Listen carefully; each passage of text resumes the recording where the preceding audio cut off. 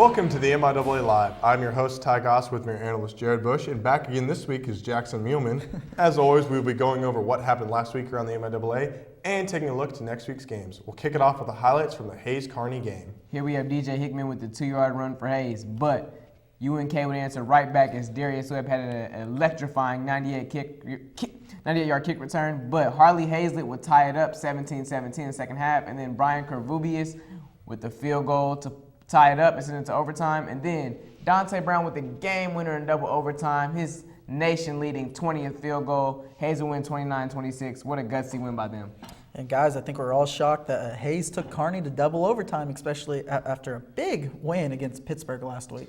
Well, on a key note here, Jacob Mesro really couldn't get going in the air like we typically see him do. He had 194 passing yards, but 1 interception and no touchdowns. Very unusual for him. Oh, yeah. Important win for Hayes. You got to learn how to win ugly, especially come playoff time. You're exactly right. Now we'll move on to Northwest versus Lindenwood, starting off with the highlights here. Here we have Isaiah Caldwell bullying his way in for an 8-yard touchdown, but Lindenwood would answer right back as we have Nash Sutherland with a 27-yard run, 10-7. Lindenwood trying to keep it close, but that would not be enough as Isaiah Strayhorn would run it in twice to put them up 31-17. But LU, trying the hardest. Cade Brister right here with a 26-yard touchdown pass to Paul Silvio. But that would not be enough as their rushing attack dominated this whole game. Northwest imposing their will on the offensive line. 4 rushing touchdowns and 236 rushing yards.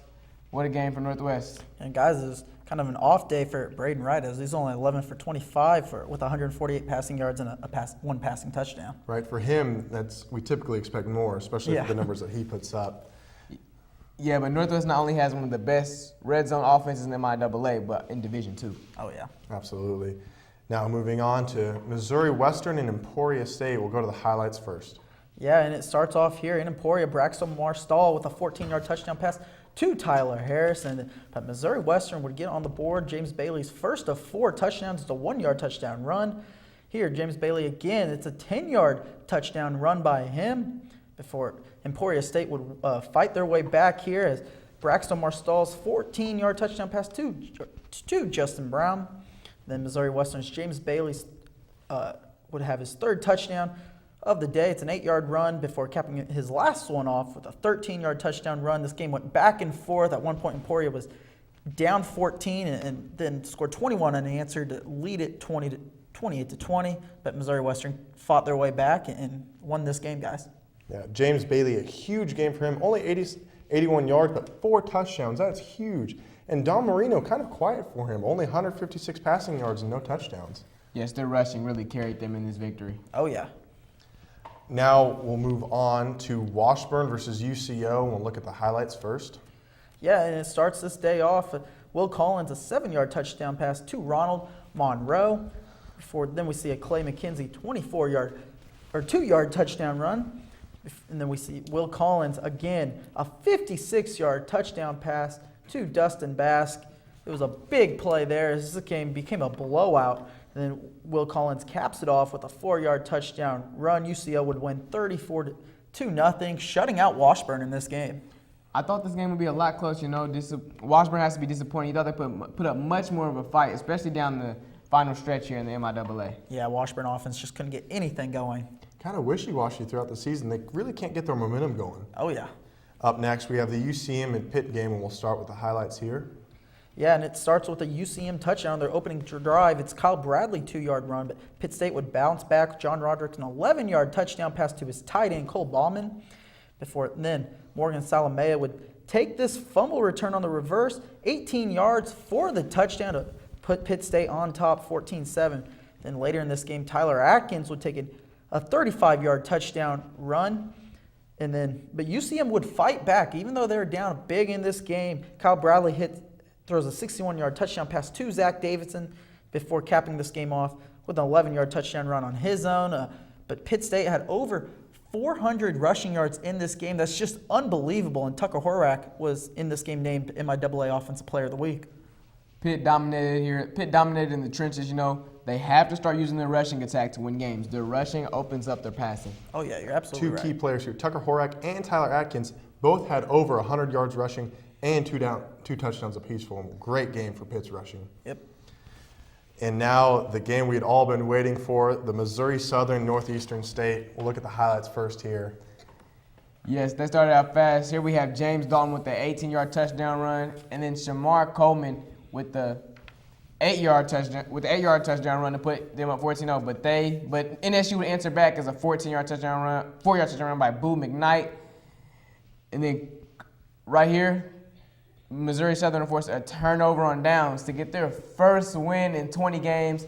Got to feel good for that program, that whole school, What a win for them. It's a great victory for them and their fans who were desperately craving a win, guys. And I think we're now going to see Northeastern be the team this year who goes winless in the MIAA. Yeah, and the big story here is the rushing yards. Both teams had over 200 yards of rushing. And how about Craig Davis for Northeastern? We always see him putting up big numbers, 170 yards rushing and 1 touchdown. Kind of put the team on his back for Northeastern. Oh, yeah. A good win for Missouri Southern to build on for their future. Yep. Now we'll go ahead and take a look at the standings overall for the MIAA with Northwestern. I think they got it basically secured, being 11th overall in the nation. And also, we see the middle of the pack kind of starting to separate. We've been waiting for this all season. We see UCO and Missouri Western kind of pulling ahead there. Yeah, I think the interesting thing is going to be that Northwest-Fort Hays game. Once that happens, then we're going to see how this conference really shakes out, and especially towards the end of the year. And the big question is, will Pitt secure a playoff spot? They have to rely on other teams, and they have to pull out these last 2 wins. But it's going to be very interesting. Yep. Yeah. That'll do us for the look back for the MIAA Live. We'll go ahead and send it to break, and we'll give you the games coming up right after this.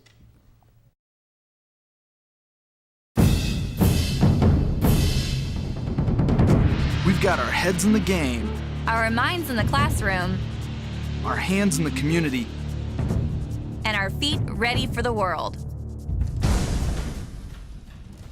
We're a part of the NCAA Division II experience. Using our skills at our universities and in our communities. I chose the MIAA. I chose the MIAA. MIAA, the spirit of our communities.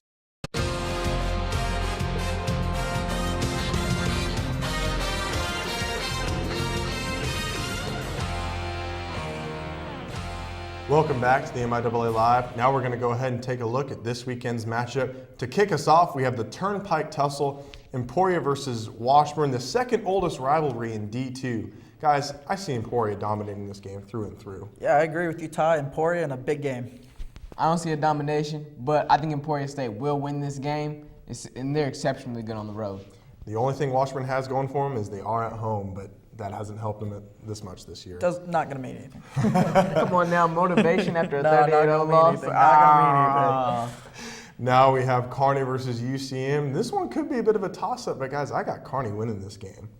Ooh, no, well, not so fast, Ty. UCM's going to win this game. They're at home. This is where they play their best. They're going to snap a 3-game losing streak. UCM was ranked at one point. Now they're out the rankings. Kearney is going to dominate UCM. They have one of the best defenses. They have a top 3 defense. Even though they lost to Hayes, I mean, that was a close game, and they honestly could have pulled it out at the end. I got Kearney all the way, Jackson. No, you're both wrong.